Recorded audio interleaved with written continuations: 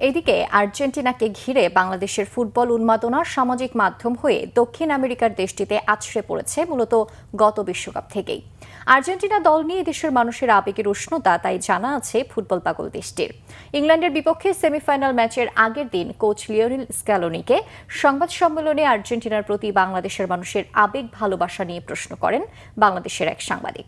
Scaloni শুনিয়ে দেন তার বিস্ময় এবং ভালো লাগার কথা।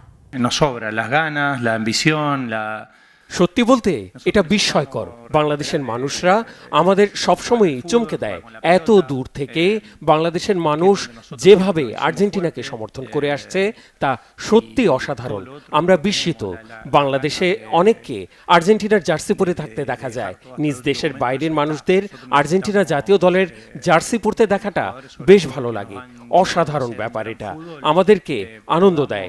কাজেই ধন্যবাদ, কৃতজ্ঞতা। আশা করি আগামীকাল আমরা তাদেরকে আনন্দ দিতে পারবো। এজন্যই তো আমরা এখানে এসেছি।